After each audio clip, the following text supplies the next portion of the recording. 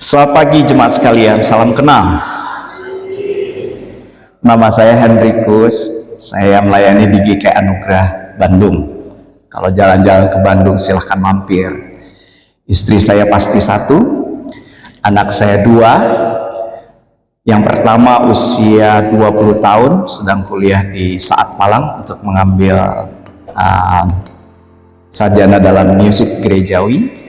Anak saya yang kedua masih kelas 10. Jadi saya bersyukur boleh ada di tempat ini. Terima kasih untuk hamba Tuhan dan MJ yang memberi kesempatan bertemu pada hari ini.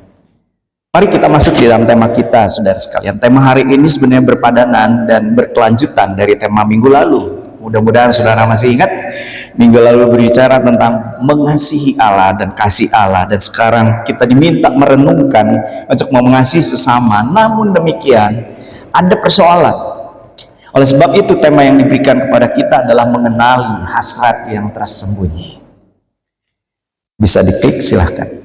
Saudara sekalian, kita yakin, saya dan saudara mungkin percaya bahwa kedalaman hati manusia itu sulit ditebak, betul ya? Kedalaman hati manusia tidaklah terselami. Saya ingat beberapa tahun yang lalu ada seorang pendiri sebuah sekolah bagus sebenarnya. Saya terkagum dengan ide di Malang, saudara. Semua anak-anak yang tidak mampu itu ditampung di dalam asrama, diberi pendidikan yang luar biasa, bukan hanya pendidikan tapi life skill, sehingga anak-anak itu dari sekolah bisa memiliki penghasilan dan menatap keuangannya untuk masa depannya. Buat saya idenya luar biasa, kurikulumnya luar biasa. Banyak sekolah mencoba studi banding dan belajar di sana. Orang yang mendirikan ini cerdas sekali, dan dia melayani Tuhan, dia mengasihi Tuhan, dan dia disupport oleh banyak gereja, banyak yayasan untuk membuat sekolah ini pada akhirnya bisa menjalankan misinya. Sayang, dalam waktu-waktu yang lalu diberitakan bagaimana orang ini dengan sengaja melakukan pelecehan seksual kepada anak-anak yang dia rekrut dengan dalih dan alasan yang lain, dan akhirnya membuat visi dari sekolah itu tercoreng. Mungkin saudara tahu beritanya. Tapi menurut saya tuh kok bisa ya orang yang begitu baik di awalnya, orang yang begitu terasa, saudara sekalian, memperhatikan, bahkan dia berani berkorban meninggalkan pekerjaannya. Dia juga sempat men-sharingkan, kalau saudara searching di YouTube itu ada, saudara sekalian, bagaimana dia meninggalkan keluarganya, dan keluarganya merelakan dia untuk bekerja mati-matian membangun sekolah itu di Malang, saudara sekalian, supaya bisa berjalan dengan baik. Saudara sekalian, itulah hati manusia tak terselami. Kita kadang suka terkaget-kaget, saudara sekalian. Kita tidak paham tentang hati manusia, tapi Allah yang Maha Tahu itu paham, saudara sekalian. Sebab di dalam Roma pasal yang ketiga ayat 23, Allah sendiri menyatakan, kita baca bersama 1, 2, 3. Karena semua orang telah berbuat dosa dan telah. Jadi semenjak kejadian pasal yang ketiga, Adam dan Hawa jatuh dalam dosa, saya dan saudara terlahir di dalam dosa, dan yang ada dalam hati kita itu adalah dosa. Dan kalau yang ada di dalam hati kita itu dosa, apapun yang kita lakukan, kita bungkus dengan begitu rapih, inti di dalamnya adalah dosa. Makanya saudara sekalian, di dalam pembacaan yang Tuhan Yesus tadi ajarkan, Tuhan Yesus berkata, jangan terkecoh dengan para ahli Taurat. Mereka senang berjalan di depan umum. Mereka senang berada di tempat-tempat yang mendapatkan penghormatan. Mereka berjalan memakai jubah yang panjang. Mereka menerima penghormatan di pasar. Bolehlah bantu diklik ya. Oke, thank you. Tapi dibilang di situ ada warna kuningnya. Mereka menelan rumah janda-janda. Saudara sekalian, kerohanian kita itu tidak melukiskan hati kita, tapi hati kita yang diperbaharui akan terpancar keluar, nggak boleh dibalik. Saudara sekalian, Tuhan kasih kontras sekali. Sebab saudara sekalian, di dalam Matius pasal yang ke-12 ayat yang ke-35, kita baca bersama 1, 2, 3. Orang yang baik mengeluarkan hal-hal yang baik dari perbendaharaannya yang baik. Dan orang yang jahat mengeluarkan hal-hal yang jahat dari perbendaharaannya ya. Apa yang nampak di luar tidak bisa melukiskan apa yang di dalam. Tapi apa yang di dalam, saudara sekalian, akan terpancar keluar seperti gunung es di luar. Tapi isinya, intinya adalah yang di dalam. Nah, kalau kita tadi percaya bahwa kita itu manusia berdosa, maka kita itu adalah orang yang egois pada dasarnya. Secara alami kita ini tidak mampu untuk mengasihi orang lain. Kalaupun kita mengasihi orang lain, itu mungkin karena dia mengasihi kita. Begitu dia berhenti mengasihi kita, maka berhenti pula kita mengasihi dia. Maka saudara sekalian, kita bisa mengubah perilaku di luar. Tadinya tidak tersenyum, kemudian menjadi tersenyum. Tetapi tersenyum belum tentu dari hati. Maka Tuhan Yesus memberikan solusi. Yang harus dibenarkan itu adalah dari dalamnya, bukan di luarnya. Saudara tahu, pada zaman saya, kita kalau dengar orang tua menasehati, nggak berani ngapa-ngapain. Kita mungkin tertunduk, kita takut, kita gemetar. Tapi zaman sekarang, anak-anak itu bisa kelihatannya mendengar, tapi tidak mendengar. Karena mereka terbiasa memencet tombol mute. Jadi mama sama papanya ngomong, dia santai aja. Karena di telinganya nggak ada suara itu. Dia mute.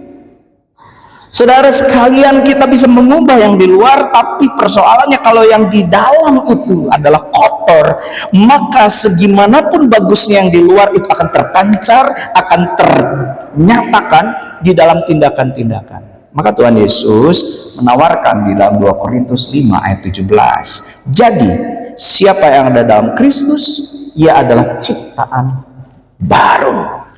Saya dan saudara memang didorong untuk mengasihi sesama, tapi persoalannya pada dasarnya secara alami kita tidak mampu mengasihi sesama kita sebab kita terlahir di dalam dosa, kita egois, kita hanya memikirkan diri kita sendiri. Sama seperti ahli Taurat ini, saudara sekalian, mereka bisa nampak begitu rohani, nampak terpandang, nampak pintar, tapi jauh dari lubuk hati dia ada hasrat untuk mengambil keuntungan sebesar-besarnya untuk dia.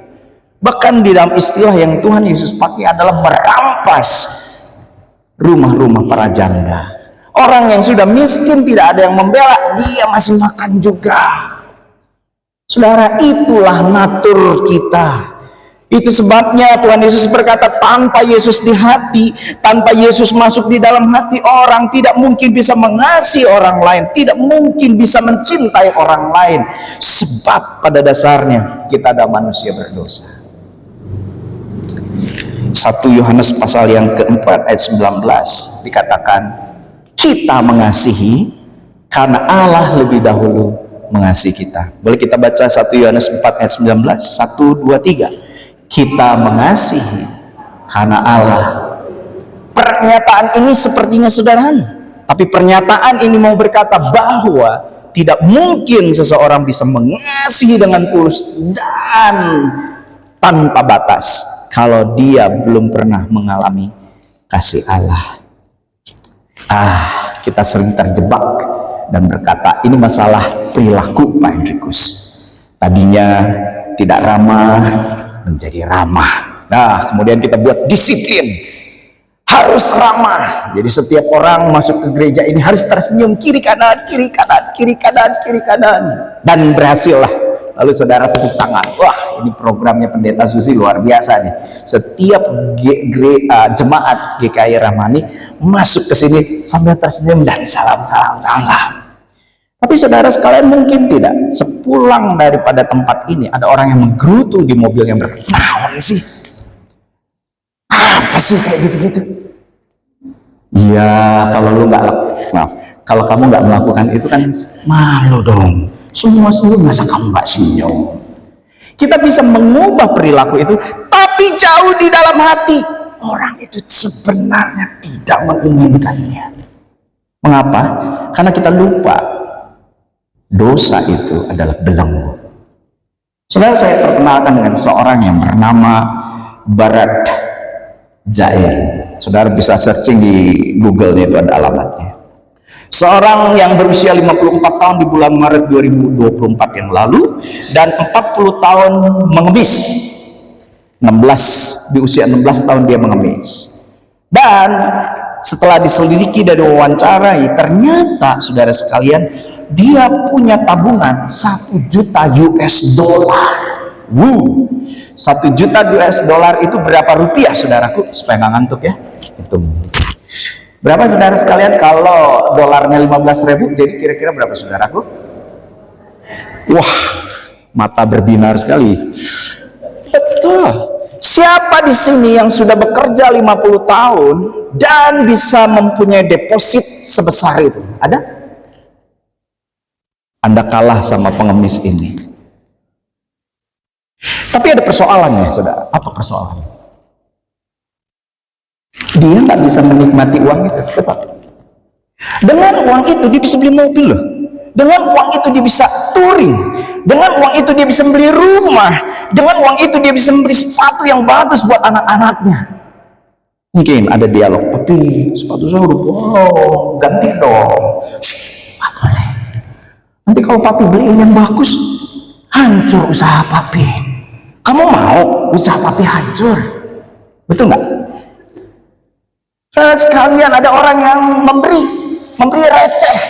Dia lihat hanya pakai sepeda, dalam hati dia bilang, gue bisa beli mobil, ngasih receh. Tapi dia bisa nggak beli mobil? Nggak bisa. Kenapa? Karena dia dibelenggu, dipenjara oleh sesuatu yang ada di dalam hati, saudara sekalian. Ini reporter yang mereportasinya dia hebat banget, bisa mendapatkan ini ya. Mungkin setelah booming kayak begini orang jadi males ya ngasih ya. Kita ngasih duit ternyata dia kayak gitu. Saudara sekalian ya. Belenggu. Kalau kita berpikir bahwa mengasihi sama itu masalah attitude, tidak mau salam menjadi bisa salam. Kita bisa membuat disiplin perilaku. Tapi kalau kita melihat itu sebagai belenggu dari dalam hati, maka kita butuh Yesus. Dan puji Tuhan, kematian Yesus di atas kayu salib membongkar semua dosa yang ada di dalam, menggantikan sesuatu yang baru, sehingga saya dan saudara bisa mengasihi. Seperti 1 Yohanes 4 ayat 19 berkata, kita mengasihi karena Allah terlebih dahulu mengasihi kita. Kalau saya dan saudara sekarang sedang dingin dengan pasangan, dingin punya masalah relasi dengan orang tua anak, dengan teman, undang lagi Yesus menghangatkan hatimu. Engkau dan saya tidak mungkin bisa mengasihi orang itu, apalagi kalau dia sudah mengkhianati dan menyakiti hati kita. Tidak mungkin. Nah, saudara sekalian, secara tiba-tiba di Matius dituliskan ada seorang janda yang memberi persembahan. Rupanya saudara sekalian, orang yang sudah dijamah hatinya oleh Tuhan, dia bersedia memberikan apa yang sungguh-sungguh dia rasakan, bukan milik dia. Itu hanyalah sesuatu titipan yang diberikan Tuhan kepada dia, dan dia hanya memberikan. Sebenarnya itu adalah miliknya. Saudara, milik Tuhan maksudnya, saudara sekalian.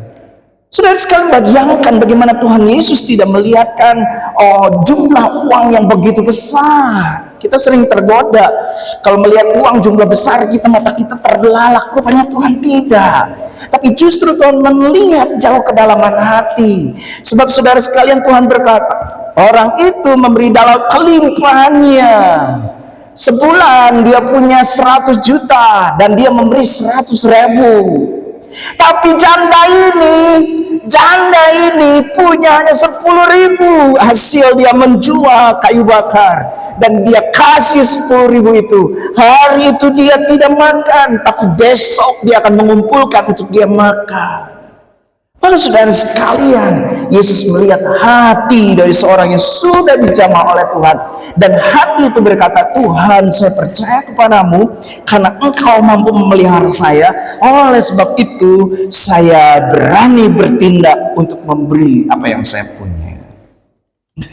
Saudara sekalian, 1 Yohanes 4 ayat yang ke-7 berkata, saudara-saudaraku yang kekasih, marilah kita saling mengasihi, sebab kasih itu berasal dari Allah, dan setiap orang yang mengasihi lahir dari Allah dan mengenal Allah. Maka ketika kita tidak mampu mengasihi, kita patut menanyakan apakah kita mengasihi Allah, atau jangan-jangan kita pun tidak mengenal Allah. Kalau seorang hanya hidup untuk dirinya sendiri, kalau seorang hanya memikirkan dirinya sendiri, mencari kebenarannya sendiri, maka dia perlu merefleksikan siapa atau apa yang ada di dalam hatinya. Saudara sekalian, saya mengenal Pendeta Alung waktu saya praktek 2 bulan di GKPJ Jambi. Dan saudara sekalian, saya senang mendengar bagaimana Tuhan memakai dia dalam banyak aksi-aksi sosial dan aksi-aksi yang membantu banyak orang. Saudara sekalian, saya juga belajar dengan hal itu. Beberapa tahun yang lalu Tuhan panggil saya, istri saya, dan kedua anak saya untuk memikirkan satu pulau, namanya Pulau Sumba. Memang mayoritas mereka Kristen, tapi saudara sekalian mereka Kristen sinkritisme yang masih memegang jimat juga menyembah roh orang mati. Sehingga waktu Natal selain candlelight, mereka juga candlelight di pinggir peti atau di pinggir kuburan untuk bertanya kepada kakek neneknya tentang tahun depan. Saudara sekalian, Tuhan menggerakkan hati kami dan Tuhan akhirnya menolong kami untuk bisa bekerja sama dengan gereja di sana yang mendirikan sekolah, dan sampai sekarang kami membangun itu bersama-sama dari 2014, 2016, 2017, dan kami mencoba untuk membantu anak-anak itu bukan hanya pendidikan tapi mengenal Tuhan Yesus sebagai juru selamat. Boleh dibantu diklik 2 slide berikutnya ya.